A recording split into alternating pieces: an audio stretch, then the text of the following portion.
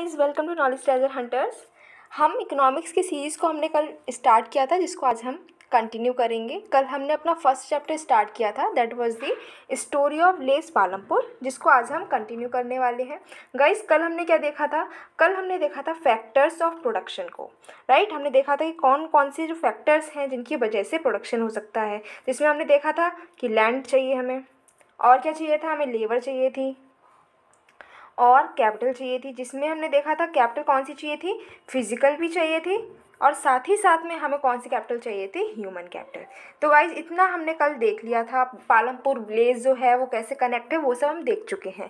आज जो हमें देखना है, आज हमें देखना है कि जो पालमपुर ब्लेज है वहाँ पर फार्मिंग कैसे होती है। ठीक है, हमने कल ही देखा था कि पालमपुर ब्लेज जो है उसमें मेन एक्टिविटी आपकी फार्मिंग थी। ठीक है, हमने देखा था कि बहुत सारे जो लोग थे वो फार्मिंग कर रहे थे, वो खेती बाड़ी में लगे हुए थे। लेकिन ऐसा नहीं था कि सिर्फ खेती बाड़ी हो रही थी, सिर्फ फार्मिंग हो रही थी, कुछ छोटे मोटे काम भी हो रहे थे। लेकिन अभी हमें यहाँ पर क्या देखना है? अभी हमें यहाँ पर देखना है कि यहाँ पर जो पालमपुर है वहाँ पर फार्मिंग कैसे हो रही थी, उसके कुछ फैक्टर्स देखने हैं। तो सबसे पहला फैक्टर यहाँ पर शो किया गया है कि जो लैंड है वहाँ पर वो कैसी है? फिक्स्ड है। ठीक है, फार्मिंग मेन आपकी प्रोडक्शन एक्टिविटी है पालमपुर में। 75% जो लोग हैं पालमपुर के वो डिपेंडेंट हैं किस पर? फार्मिंग पर, अपनी लाइवलीहुड के लिए। लाइवलीहुड मीन्स कि अपना जीवन यापन वो कैसे करेंगे। ठीक है, अपनी लाइफ को कैसे चलाएंगे, उनको जो पैसा चाहिए है अपनी लाइफ को जीने के लिए, बेसिक नेसेसिटीज़ को पूरा करने के लिए, वो कहाँ से आएगा? वो आता है कहाँ से? फार्मिंग से आता है। ये बताया गया कि 75% लोग जो हैं वो क्या कर रहे हैं? फार्मिंग करते हैं। क्यों करते हैं? अपनी लाइफ को चलाने के लिए। अब जो फार्मिंग जो लोग कर रहे हैं, हो सकता है वो लोग फार्मर हों, और ये भी हो सकता है कि वो लोग फार्म लेबरर्स हों।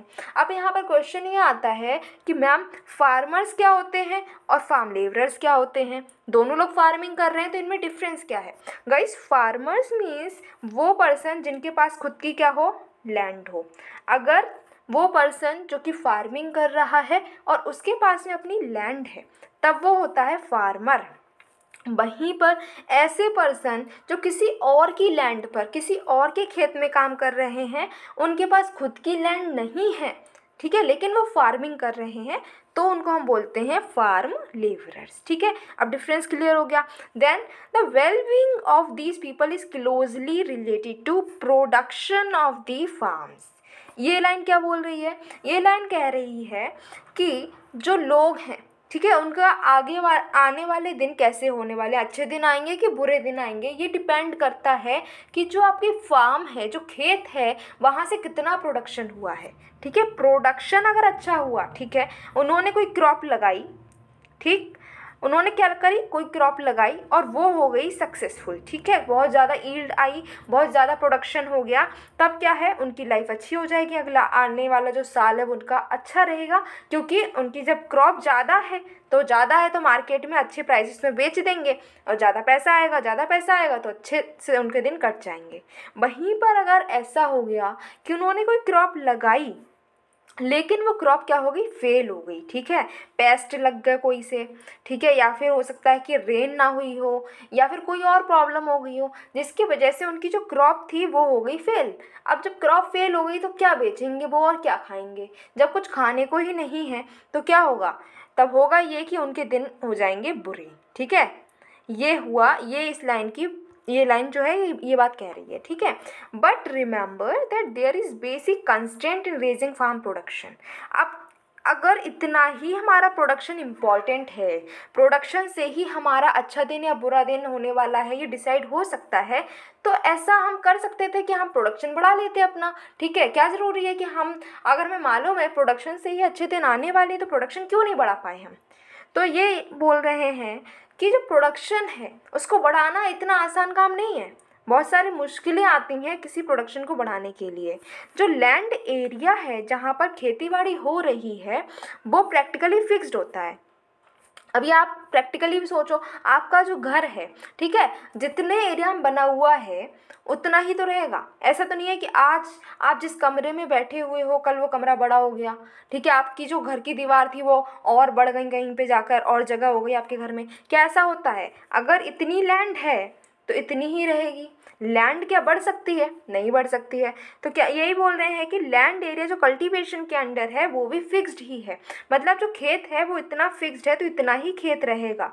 हो सकता है ये खेत का ये जो एरिया है ये हो जाए ख़राब, यहाँ पर जो है फर्टिलिटी ख़राब हो जाए, तो लैंड एरिया कम तो हो सकता है लेकिन बढ़ाना काफ़ी मुश्किल है। ये खेत इतना बड़ा अगर खेत है तो आप सोचो इतना बड़ा हो जाए तो ये बड़ा करना काफ़ी मुश्किल है, क्योंकि हो सकता है इस खेत के आसपास यहाँ पर कोई फैक्ट्री लगी हो, यहाँ पर कोई घर बने हो, यहाँ स्कूल बना हो, यहाँ पर रोड बना हो, तो क्या आप ये रोड तोड़कर खेत बना लोगे? नहीं बना सकते। किसी के घर में खेती कर सकते हो? नहीं कर सकते हो। इसीलिए क्या बोला गया है कि ये जो खेत है इसका एरिया बढ़ाना काफ़ी मुश्किल काम होता है। सिंस 1960 इन पालमपुर, ठीक है, 1960 से ही जो पालमपुर है वहाँ पर जो एरिया जो लैंड है जहाँ पर खेती बाड़ी हो रही है वहाँ पर कोई भी एक्सपेंशन नहीं हुआ है। जितना एरिया पहले था उतना ही एरिया अभी भी है, ये कहा जा रहा है। ठीक है, फिर यहाँ पर क्या बोल रहे हैं, by then some of the waste land, कुछ वेस्ट लैंड थे। वेस्ट लैंड मीन्स ऐसी लैंड जिस पर खेती बाड़ी नहीं हो रही थी, लेकिन अब क्या हुआ कि गांव वालों ने मेहनत की और उसको खेती बाड़ी करने के काम बनाया। ठीक है, खेती उस पर करने लगे, ऐसी लैंड जिस पर कभी खेती नहीं होती थी उस पर भी खेती करने लगे। फिर भी हुआ क्या कि जो प्रोडक्शन था वो उतना का उतना ही रह गया। ठीक है, नई लैंड को भी खेत बनाया लेकिन उससे भी प्रोडक्शन आपका नहीं बढ़ा है। उसके बाद में एक इम्पॉर्टेंट आपको थोड़ी सी इन्फॉर्मेशन दी गई है जो कि आपको पता होनी चाहिए। जैसे कि इन्होंने बोला है कि अगर आप किसी भी लैंड को मेज़र करते हैं तो आप किलोमीटर में मेज़र नहीं करोगे, आप किलोग्राम में मेज़र नहीं करोगे, उसको कैसे मेज़र करोगे? हेक्टेयर में।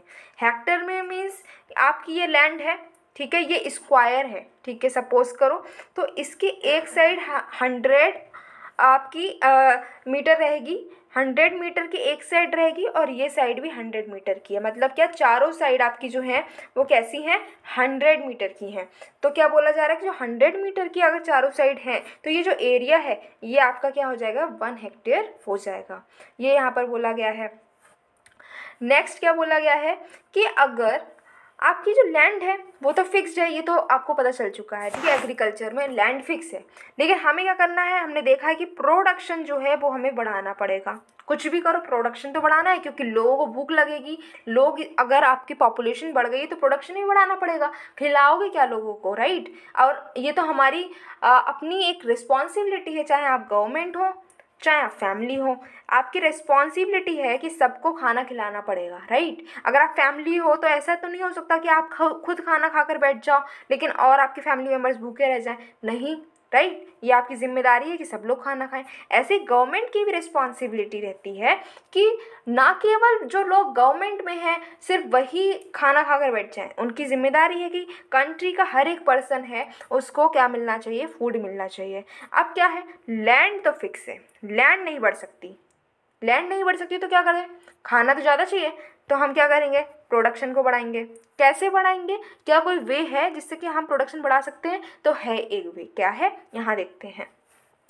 In the kind of crops grown and facilities available, जो क्रॉप्स ग्रो हो रही हैं, जो फैसिलिटीज़ अवेलेबल हैं, पालमपुर जो है वो कैसे रिजेंबल करता है? पालमपुर जो हमने देखा था कि पालमपुर क्या एक इमेजिनरी विलेज है। ठीक है, कई सारे पालमपुर दुनिया में हो सकते हैं लेकिन यहाँ पर एक इमेजिनरी प्लेस है। तो वो रिजेंबल किससे करता है? जो वेस्टर्न पार्ट है हमारे यूपी का। ठीक है, यूपी का जो वेस्टर्न एरिया है वहाँ से ही पालमपुर की जो कंडीशन है वो मैच कर रही है। जितनी भी लैंड है पालमपुर में वो सब कल्टीवेट की गई। सब जहाँ पर खेती हो सकती थी पालमपुर में, वो हर लैंड जहाँ खेती हो सकती थी वहाँ पर खेती की गई है। कोई भी लैंड ऐसी छोड़ी नहीं गई है जहाँ पर खेती हो सकती है और उस पर खेती ना हुई हो। रेनी सीजन में क्या हो रहा है, यहाँ पर जो रेनी सीजन है वहाँ पर फार्मर्स क्या ग्रो करते हैं? ज्वार एंड बाजरा। ठीक है, इसको खरीफ क्रॉप भी बोलते हैं। और ये जो ज्वार है, बाजरा है, ये क्यों ग्रो कर रहे हैं? जिससे कि खुद तो खाएं, साथ ही साथ में जो प्लांट्स हैं, इनके जो प्लांट्स हैं, ये जो ज्वार बाजरा है, इसको कैटल के फीड की तरह भी यूज़ कर सकते हैं। जो आपके गाय है, भैंस है, तो उन सबको भी खाना प्रोवाइड कर सकते हैं। उसके बाद में क्या है, खरीफ क्रॉप आपने करी। ठीक है, जैसे रेनी सीजन आया आपने क्या करा? ज्वार बाजरा ग्रो किया। अब जब उसको काट दिया, ठीक है, उसका हार्वेस्टिंग कर ली, उसके बाद में क्या करोगे? अक्टूबर का टाइम आ गया है, दिसंबर, अक्टूबर से लेकर दिसंबर तक क्या करते हैं वो लोग आलू उगा लेते हैं, ठीक है, पोटैटो। ठीक, उसके बाद में सर्दी आ जाती है, तो जब विंटर आ जाती है तब वो राबी सीजन आ जाता है, तब वो क्या करते हैं, तब वो वहाँ पर लगाते हैं वीट। ठीक है, अब क्या है फ्रॉम वीट, अब क्या है from the wheat produced farmers keep enough wheat for the families consumption and sell surplus wheat at the market at Raiganj. अब हमने देखा था रायगंज क्या है, एक बड़ा सा गांव है, ठीक है, पालमपुर के पास में ही। तो अब इन्होंने क्या किया, हमने पहले देखा कि इन्होंने पहले उगाया था ज्वार बाजरा, ठीक है, उसके बाद में इन्होंने पोटैटो उगाए थे, उसके बाद में इन्होंने क्या किया है, वीट लगाया। अब जब वीट ग्रो किया है, उस वीट को क्या करेंगे, जो अगर मान लो इतना हिस्सा आपका वीट बना है, तो इसमें से कुछ हिस्सा है वो तो खुद के लिए भी रख लेंगे कि हमें खाना है, हमारी फैमिली को खाना है, जो आपके फार्मर्स हैं वो ये काम करेंगे। ठीक है, ये पार्ट उन्होंने खुद के लिए रख लिया। अब इतना जो हिस्सा बचा है वीट का, उसका क्या करेंगे, वो मार्केट में बेच देंगे, इससे जो पैसा आएगा वो उनकी इनकम हो जाएगी।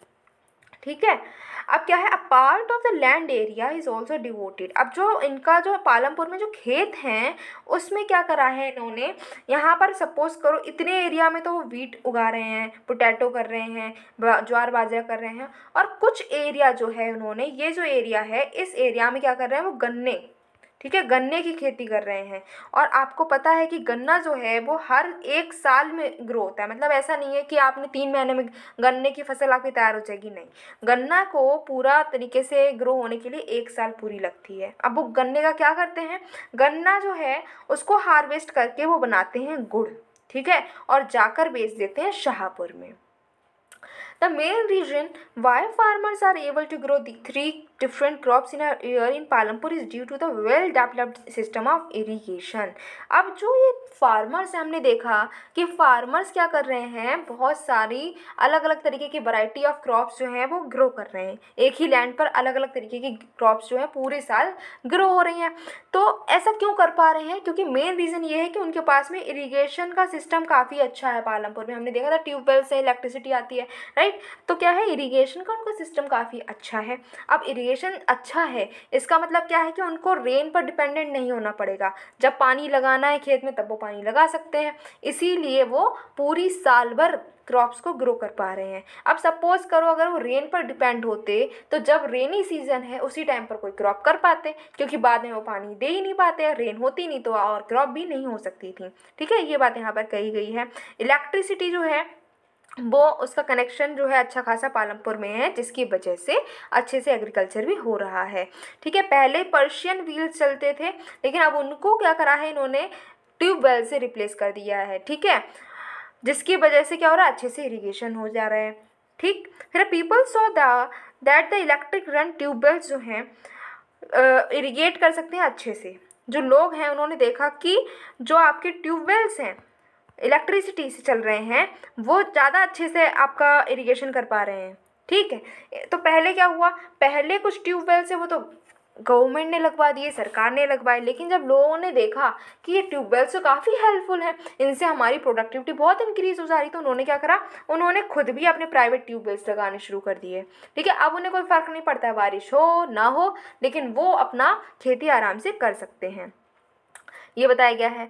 Not all villages in India have all such high level of irrigation system. हमने ये देखा ही है, ये हमें पता है, और ये हम आसपास भी अपने देख सकते हैं कि जितने भी आपके गांव हैं इंडिया में, सब में इतनी अच्छी फैसिलिटी नहीं है इरीगेशन की। कुछ गांव आज भी क्या है कि डिपेंडेंट हैं किस पर, बारिश पर। ठीक है, तो जो वेल इरीगेटेड जगह है जहाँ पर इरिगेशन की फैसिलिटी अच्छी है, तो वो गांव तो अच्छे से प्रॉस्पर कर पा रहे हैं, लेकिन अभी भी 60% जो आपका एरिया है इंडिया में वो कैसा है, मॉनसून पर डिपेंड करता है, रेन होगी तब उनकी जो है फसल होगी, ऐसा एरिया है हमारी इंडिया में, ये बताया गया है।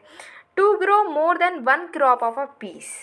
अब क्या कहा गया है कि अगर एक क्रॉप है, ठीक है, एक से ज़्यादा क्रॉप एक साल में आप एक लैंड पर ग्रो कर रहे हो, तब उसको हम कहते हैं मल्टीपल क्रॉपिंग। सपोज करो ये आपका ये खेत है, इसमें आपने पहले ज्वार, बाजरा, आलू, फिर शुगर केन सब कुछ उगाया है, तो एक साल में आपने कई सारी क्रॉप अगर उगाई हैं तो उसी को क्या बोलते हैं, उसी को बोलते हैं मल्टीपल क्रॉपिंग। ठीक है, मोस्ट कॉमन वे है किसी भी एरिया में, किसी भी लैंड में, अगर आपकी लैंड फिक्स है और आप प्रोडक्शन को बढ़ाना चाहते हो तो क्या करोगे, आप मल्टीपल क्रॉपिंग करो। ठीक है, एक साल में बहुत सारी क्रॉप्स लगाओ, इससे क्या होगा, आपका प्रोडक्शन बढ़ जाएगा।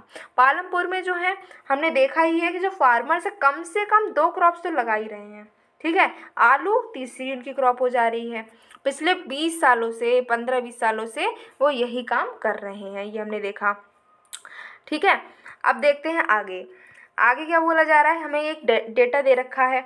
ये डेटा क्या बोल रहा है कि जो कल्टीवेटेड एरिया है, हमारे जो खेत हैं वो कितना खेत जो है एरिया हमारा खेती में यूज़ हो रहा है, ये बताया गया है। तो यहाँ बताया गया 1950 से 51 तक सिर्फ 132 मिलियन हेक्टेयर एरिया जो था वहाँ पर खेती होती थी हमारी इंडिया में। ठीक है, उसके बाद 186 1990 में हुआ, फिर 2000 में 186, फिर 2010 में एरिया बढ़ गया 198 हो गया, और 2014-15 की बात करें तो फिर से 198 ही है एरिया। ठीक है, इतना हमें याद रखना है, पूरा याद नहीं रखना है कि क्या क्या याद रखना, 1950 का, 1990 का और 2014 का। ठीक है, नेक्स्ट यहाँ पर और इन्फॉर्मेशन दी गई है कि कल्टीवेटेड एरिया हमें बार की फॉर्म में दिखाया गया है।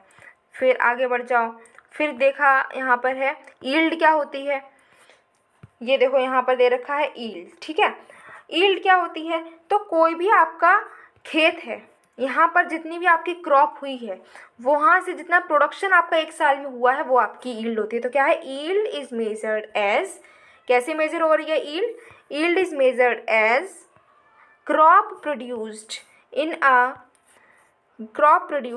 a given period of time, crop produce on a given piece on land during a single season. एक सिंगल सीजन में कितनी क्रॉप प्रोड्यूस हो रही है वो क्या है, आपकी यील्ड है। 1960 तक की अगर बात करते हैं हम, तो जो सीड्स कल्टीवेशन में यूज़ होती थी, जो हम बीज डालते थे वो कैसे थे, वो थे ट्रेडिशनल वंस। ठीक है, ट्रेडिशनल सीड्स का हम यूज़ करते थे। फिर उसके बाद में क्या हुआ कि 1960 के बाद में जब हमने देखा कि खाना है उसकी कमी हो रही है हमें, तब क्या हुआ कि नया एक रिवॉल्यूशन आया जिसका नाम था ग्रीन रिवॉल्यूशन। 1960s में ग्रीन रिवॉल्यूशन आया और उसने क्या करा है, तबाही मचा के रख दी, बिल्कुल क्रांति ला कर रख दी। क्या करा उसने, इतनी ज़्यादा हमारी प्रोडक्शन बढ़ गई। पहले हमें क्या करना पड़ता था कि हमें USA वहाँ से खाना अपने लिए मंगाना पड़ता था, मतलब इतना हमारे पास अनाज नहीं हो पाता था कि हम पूरी इंडिया के लोगों को खाना खिला सकें। लेकिन जब ग्रीन रिवॉल्यूशन आया 1960s में, तब क्या हुआ, इतनी ज़्यादा प्रोडक्शन हुई कि हम जो कि इंपोर्ट करते थे USA से, अब हम क्या कर रहे थे, एक्सपोर्ट कर पा रहे थे। इतना ज़्यादा हमारा प्रोडक्शन हो गया था कि हम खुद का पेट भी भर पा रहे थे, साथ ही साथ एक्सपोर्ट भी कर पा रहे थे। ठीक है, अब इसमें ग्रीन रिवॉल्यूशन में क्या हुआ, इसमें वीट और राइस के लिए पहली बात तो आया था ये। ठीक है, इसमें HYV high yielding variety seeds का यूज़ हुआ। ठीक है, ट्रेडिशनल सीड्स जो थी उनका यूज़ नहीं हुआ। यहाँ पर कौन सी सीड्स यूज़ हुई थी, HYV सीड्स। ठीक है, अब HYV सीड्स हैं, उनका ये प्रॉमिस रहता था कि कम एक ही मतलब एक प्लांट में से ही काफ़ी सारा क्या होगा, प्रोडक्शन हो जाएगा। ठीक है, प्रोडक्शन इंक्रीज़ करने का ये दावा करते थे। फिर है कि इसी वजह से जो है बहुत ज़्यादा quantity of food grain produce हुआ, किसकी वजह से, HYV सीड्स से। लेकिन कुछ और बातें भी थी, कुछ कंडीशंस भी थी। ठीक है, क्या कंडीशन थी कि अगर आपको प्रोडक्शन ज़्यादा चाहिए, HYV सीड्स यूज़ कर रहे हो, कर लो यूज़, लेकिन क्या करना पड़ेगा, कुछ कंडीशंस फुलफिल। वो कंडीशन थी जैसे कि आपको बहुत ज़्यादा पानी की ज़रूरत होती थी HYV सीड्स में। ठीक है, केमिकल फर्टिलाइजर्स की ज़रूरत होती थी, पेस्टिसाइड्स लगाने पड़ते थे, हर्बिसाइड्स लगाने पड़ते थे। अगर आप ये सब काम करोगे तभी आपका जो है प्रोडक्शन अच्छा होगा। उसके बाद में यहाँ पर हमें दे रखी है एक पिक्चर। क्या पिक्चर है कि मॉडर्न फार्मिंग मेथड्स क्या हैं, इसमें HYV सीड्स यूज़ हो रही हैं, फर्टिलाइजर्स यूज़ हो रहे हैं, पेस्टिसाइड्स लगाने पड़ेंगे, फार्म मशीनरी यूज़ हो रही है जो कि डीजल से चलेगी। ठीक है, इरिगेशन के मेथड्स है, कैनाल से कर सकते हो, पंप लगा सकते हो, डैम यूज़ कर सकते हो। तो ये सारा जो है आपका अगर लगाओगे तब जाकर मॉडर्न फार्मिंग आप कर सकते हो। अब जो है HYV आपकी जो सीड्स हैं, हायर यील्ड्स पॉसिबल कब है, जब आप HYV seeds, irrigation, chemical fertilizers, pesticides, इन सब का अच्छे से प्रॉपर तरीके से कॉम्बिनेशन करके यूज़ करोगे, तब आपकी जो प्रोडक्शन है वो इंक्रीज़ हो जाएगी। फार्मर्स जो हैं पंजाब के, हरियाणा के और वेस्टर्न यूपी के, वो ही पहले लोग थे जिन्होंने क्या करा, इन सारे मॉडर्न फार्मिंग मेथड्स का यूज़ किया और इसकी वजह से काफ़ी अच्छे से हमारा प्रोडक्शन इंक्रीज़ हुआ था। अब ये फार्मर्स जो इस रीजन में थे वो ऐसा क्यों कर पाए, क्योंकि उनके पास में ट्यूबवेल्स इरीगेशन के लिए HYV सीड्स का यूज़ किया, उन्होंने केमिकल फर्टिलाइज़र, पेस्टिसाइड्स, ये सब कुछ यूज़ किया और इससे हमारा जो है प्रोडक्शन इंक्रीज़ हुआ। पालमपुर में जो देखा जाए तो जो आपके जो ट्रेडिशनल सीड्स हैं, ऐसा नहीं है कि ट्रेडिशनल सीड्स कभी यूज़ ही नहीं हुए, बिल्कुल जैसे ग्रीन रिवॉल्यूशन आ गया तो लोगों ने HYV सीड्स यूज़ करी तो ट्रेडिशनल सीड्स का यूज़ ही बंद हो गया, ऐसा नहीं था। तो वो भी यूज़ हो रही थी। तो क्या बोला गया है कि जो ट्रेडिशनल सीड्स हैं उनसे 1300 किलो एक हेक्टेयर में आपका गेहूँ निकल कर आया, वहीं पर जिन लोगों ने HYV सीड्स का यूज़ किया था उनका 3200 किलो निकल कर आया गेहूँ उसी हेक्टेयर में। ठीक है, तो इतना ज़्यादा डिफरेंस आपने देखा सिर्फ किसकी वजह से, ग्रीन रिवॉल्यूशन की वजह से इतना ज़्यादा हमारी प्रोडक्शन था वो इंक्रीज़ हो गया था। There was a large increase in the production of wheat जो है बहुत ज़्यादा इंक्रीज़ हो गया था। तो इसकी वजह से अब जब प्रोडक्शन ज़्यादा होगा तो आप कितना खा लोगे, ठीक है, एक लिमिट होगी, आप उतना ही खा सकते हो, राइट। तो जो बचा हुआ था, अब जो ज़्यादा सरप्लस बच जाता था वो क्या करते थे, फार्मर्स मार्केट में बेचने लगे और इससे क्या हुआ, उनके पास पैसा आने लगा और वो हो गए रिच। ठीक, अब जो है हमने देखा, दो चीज़ें देख ली। हमने देखा कि लैंड फिक्स है, लैंड क्या है, फिक्स है, प्रोडक्शन इंक्रीज़ कर लिया, ठीक है। लेकिन जो लैंड जो है कैसे सस्टेन करेगी, नेक्स्ट क्वेश्चन तो ये अराइज होता है कि लैंड कैसे सस्टेन करेगी। तो land being a natural resource, land क्या है, एक नेचुरल रिसोर्स है, इसीलिए हम इसका यूज़ जो कर रहे हैं बहुत ध्यान से हमें इसका यूज़ करने की ज़रूरत है। साइंटिफिक रिपोर्ट जो आए हैं उन्होंने कहा कि जो फार्मिंग मेथड, जो मॉडर्न फार्मिंग मेथड आप यूज़ कर रहे हो, आप HYV सीड्स यूज़ कर रहे हो, केमिकल्स यूज़ कर रहे हो, फर्टिलाइजर्स यूज़ कर रहे हो, ठीक है, इतना ज़्यादा इरीगेशन कर रहे हो, उसकी वजह से क्या हो रहा है, जो नेचुरल रिसोर्स है वो ओवर यूज़ हो जा रहा है। ठीक है, लैंड जो है वो बहुत ज़्यादा एक्सप्लॉइट हम कर दे रहे हैं लैंड को, ये हमें साइंटिफिक रिपोर्ट से पता चल चुका है। कई सारे एरियाज़ में ग्रीन रिवॉल्यूशन जो है उसकी वजह से क्या हो रहा है, जो सॉइल हमारी इतनी फर्टाइल थी वो अब फर्टाइल नहीं रही, ठीक, क्योंकि हमने बहुत ज़्यादा केमिकल्स यूज़ करे। कंटिन्यूस हमने क्या करा है, ग्राउंड वाटर का जो है बहुत ज़्यादा यूज़ करा है। इससे क्या हो रहा है कि वाटर टेबल जो है हमारी, वाटर टेबल भी नीचे जा रही है। ठीक है, क्या हो रहा है, नीचे जा रही है। अब हम ये देखो, हमने खुद ये चीज़ देखी है कई सारे। अब दो, अब हम अगर आसपास देखें तो जो जितने भी किसान हैं सब HYV सीड्स यूज़ कर रहे हैं, हमारे आसपास देख लो तो, राइट। अब इससे क्या हो रहा है, जो खेतों में फर्टिलाइजर्स वगैरह यूज़ हो रहे हैं, यूरिया इतनी ज़्यादा यूज़ हो रही है, भले उसका हमने ये नहीं देखा कि हमारे सॉइल में उसकी ज़रूरत है कि नहीं है, हमें बस देखना है कि यूरिया लगा दो, राइट। तो इससे क्या हो रहा है, इससे हमारा जो पूरा इकोलॉजिकल सिस्टम ही बेकार हो जा रहा है। खाना है, जो भी हमारा फ्रूट ले लो, कोई वेजिटेबल ले लो, सब में क्या हो रहा है कि बहुत ज़्यादा केमिकल्स मिलकर आ रहे हैं, राइट। अब हम क्या फ्रूट में से केमिकल कैसे निकाल सकते हैं, इसीलिए हमारी लाइफ स्टाइल में बहुत ज़्यादा इफेक्ट हो रहा है। साथ ही साथ वाटर टेबल नीचे जा रही है। अब देखो, हमने देखा होगा आसपास हमारे समर सेवर्स लग रहे हैं, ठीक है, क्यों, पानी नहीं उठ रहा है, ठीक है। मोटर जो है, छोटा मोटर अगर लगा होगा तो पानी नहीं आ रहा है, तो इसकी वजह से अब हैवी वो मोटर का यूज़ हो रहा है, जिससे कि क्या हो रहा है कि पानी निकालने के लिए। तो ये क्या है, इससे ही पता चल रहा है कि ग्राउंड वाटर जो है नीचे जा रहा है, वाटर टेबल नीचे जा रही है। तो ये सब क्यों हो रहा है, सिर्फ और सिर्फ ये जो हम अपनी मॉडर्न फार्मिंग जो कर रहे हैं उसकी वजह से हो रहा है। तो इसीलिए यहाँ पर बोला गया है कि जो लैंड है उसको यूज़ करो, ठीक है। ऐसा नहीं कि आप लैंड यूज़ नहीं करो, लैंड तो यूज़ करनी पड़ेगी, लेकिन थोड़ा सोच समझ के लैंड को यूज़ करना चाहिए, ये बोला गया है, ठीक है।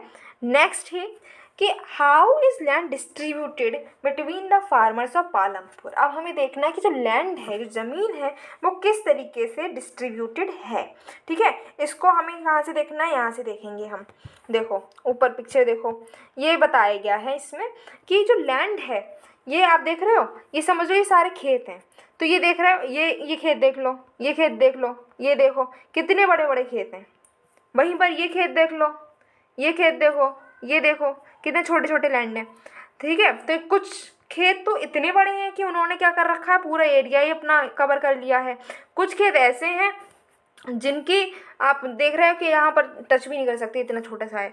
ठीक है, तो क्या है कि यही बताया गया है कि जो लैंड है, आपकी लैंड जो है वो अच्छे से बटी हुई नहीं है, इक्विटेबल डिस्ट्रीब्यूशन नहीं है। कोई पर्सन तो ऐसे हैं जिनके पास में बहुत ज़्यादा लैंड है, कुछ पर्सन ऐसे हैं जिनके पास में बहुत कम लैंड आ रही है।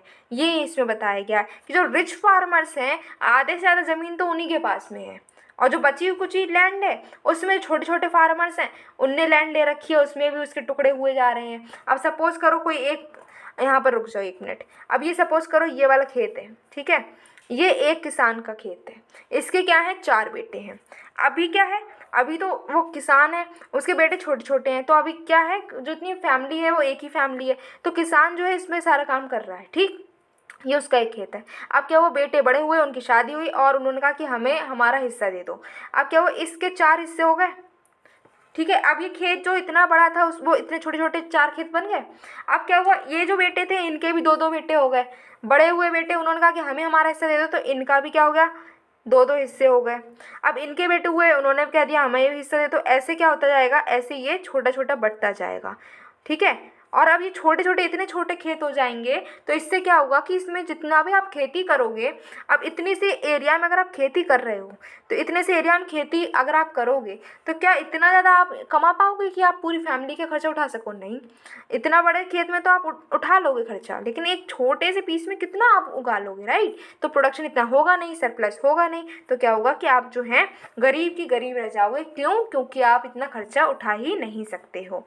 तो यही बताया गया कि जो लैंड है आपकी पालमपुर में, वो बहुत अनइक्विटेबल तरीके से बटी हुई है। कोई तो ऐसा पर्सन है जिसके पास में आधे से ज़्यादा पूरे गांव की खेती उसी के पास में है, और कुछ ऐसे पर्सन हैं जिनके पास में एक कमरे बराबर भी खेत नहीं है। ठीक है, ये यहाँ पर बताया गया। फिर ये आपको फोटो दे रखा है, इसमें बताया है कि कैसे आपकी खेती हो रही है। देखो यहाँ पर आपका वीट है वो लग रहा है, यहाँ पर ये प्लोइंग हो रही है, ये यहाँ पर आपका हो रहा है कि क्या हो रहा है, यहाँ पर फर्टिलाइजर्स इंसेक्टिसाइड्स लग रहे हैं, सोइंग हो रही है। ठीक है, ट्रेडिशनल वे में आपका प्लोइंग हो रही है, ये मशीन्स का यूज़ करके हो रही है प्लोइंग, ये यहाँ पर शो किया गया है। ठीक है, नेक्स्ट आपको दे रखा है एक आपका डेटा दे रखा है जिसको हमें देखना है। तो ये डेटा क्या कह रहा है कि जो कल्टीवेटेड एरिया है, जितना भी एरिया है उसमें से 55% जो है वो तो स्मॉल फार्मर्स के पास में, जिनके पास है 2 हेक्टेयर से कम ज़मीन है। ठीक है, और बाकी 44% जो है वो आपका रहता है, 55% आपका जो अमीर हैं, ठीक है, फार्मर, उनके पास में है, और 44% छोटे फार्मर्स हैं उनके पास में है। और जो 44% है उसका भी 85% जो है वो रहता है आपका मीडियम फार्मर्स, और जो लार्ज फार्मर्स हैं उनके पास में, और 15% इसका जो है वो छोटे मोटे फार्मर्स हैं उनके पास में इसकी ज़मीन का थोड़ी सी हिस्सेदारी है। ठीक है, नेक्स्ट यहाँ पर जो हेडिंग दे रखी है वो बोल रही है कि who will provide the labour. ठीक है, अब हमने देख लिया कि लैंड कैसे है, लैंड फिक्स है, प्रोडक्शन कैसे बढ़ाएंगे, कैसे हम लैंड का यूज़ करें, ठीक है, ये सब देख लिया। अब बोल रहे हैं कि लेबर कौन प्रोवाइड करेगा। तो आफ्टर लैंड, लैंड के बाद में जो लेबर है वो नेसेसरी चीज़ है। ठीक है, नेसेसरी फैक्टर प्रोडक्शन के लिए हमने देखा था 4 फैक्टर थे प्रोडक्शन के। तो लैंड का तो चलो हमने देख लिया सब कुछ, अब देखते हैं लेबर। तो लेबर कौन प्रोवाइड करेगा? जो फार्मिंग है उसमें बहुत ज़्यादा हार्ड वर्क की ज़रूरत है। देखो हम देखते हैं कि किसान हमारा कितनी मेहनत करता है, ठीक है, बारिश हो, धूप हो, ठंड हो, लेकिन अगर उसको जो काम करना है वो तो करना ही है बेचारा। ठीक है, बहुत मेहनत करता है, बहुत हार्ड वर्क करता है। तो स्मॉल फार्मर्स जो हैं, छोटे मोटे फार्मर्स हैं, वो हमने देखा है, इसमें कुछ पढ़ने की बात ही नहीं है, हमें सबको पता है कि स्मॉल फार्मर्स होते हैं उनकी पूरी की पूरी फैमिली, ठीक है, बच्चे हों, उनकी वाइफ हो या फिर वो खुद हो, ठीक है, सब पूरी फैमिली मिलकर एक खेत में काम करती है। और अगर कोई मीडियम फार्मर या बड़े फार्मर है तो वो क्या करते हैं, वो मजदूरों को रख लेते हैं। तो जो छोटे लैंडलेस फार्मर्स होते हैं वो उनके यहाँ पर जाकर काम करते हैं उनके खेत में। यही बताया गया, ऐसे ही उनके यहाँ पर क्या हो जाती है, लेबर हो जाती है। अब ये बताया गया डेला और रामकली की कहानी यहाँ पे बताई गई। उन्होंने कहा है कि अब जो हैं फार्मर्स हैं, बड़े फार्मर्स हैं, वो ट्रैक्टर ले आ रहे हैं या फिर जो मशीनरी ले आ रहे हैं, इसकी वजह से क्या हो रहा है, इनको जो ये अब दूसरों खेतों में जाकर काम करते थे, अब वो काम इनको मिलना मुश्किल हो गया है। ठीक है, ये यहाँ पर डिस्कस किया गया है। नेक्स्ट, जो कैपिटल चाहिए फार्मिंग के लिए वो कहाँ से आएगी? तो जो कैपिटल है वो यहाँ पर बताया गया है कि जो स्मॉल फार्मर्स हैं वो क्या करते हैं, वो लोन लेते हैं। ठीक, स्मॉल फार्मर्स क्या करते हैं, लोन लेते हैं बड़े बड़े मनी लेंडर से, और मनी लेंडर क्या करते हैं, बहुत ज़्यादा इंटरेस्ट जो है, इंटरेस्ट बहुत ज़्यादा ज़्यादा लगाते हैं, बहुत हाई रेट पे इंटरेस्ट लगाते हैं, कम से कम 30%, 24% ऐसा इंटरेस्ट लगाते हैं, और इससे इनको ये लोन जो है वापस करने में काफ़ी मुश्किल होती है।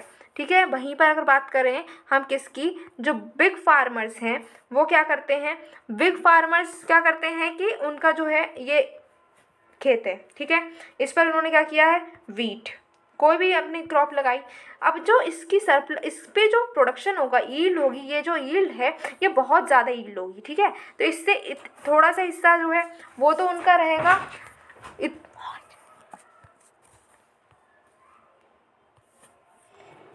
तो अब जो हमारे बड़े फार्मर्स हैं, ठीक है, उनका क्या रहता है कि उन्होंने क्या करा है, इतना उनने अपना बचा लिया कि इतना क्या करना है उनको खुद के लिए कंज्यूम करेंगे, अपनी फैमिली खाएगी उनकी, ठीक है, और वो खाएंगे। अब इतना जो बचा हुआ ग्रेन है, इतना प्रोडक्शन जो उनका एक्स्ट्रा हो गया, इसका वो क्या करेंगे, ठीक है, अब इसको वो ले जाएंगे मार्केट में, ठीक है, मार्केट में ले जाने के बाद में वहाँ पर बेच देंगे, और जो बेच दिया है उससे हुआ उनका ज़्यादा सरप्लस, ठीक है, पैसा मिला।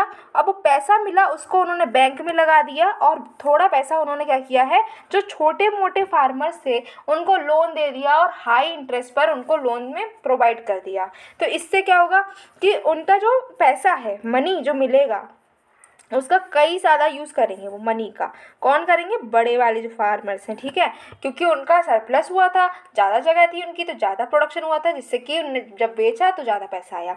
उसका क्या करेंगे, 3-4 यूज़ करेंगे। क्या क्या यूज़ करेंगे, जो स्मॉल फार्मर्स हैं उनको दे देंगे, बैंक में पैसा डाल देंगे, और थोड़ा पैसा जो है उसका अपने फार्म में यूज़ करेंगे, उसमें जो कैपिटल की तरह यूज़ करेंगे। अब हो सकता है नई मशीनरी ले लें, नई सीड्स, ये सारी चीज़ें लेने में कौन करेंगे, वो इसका यूज़ करेंगे, तो ऐसे कैपिटल आती है, ठीक है।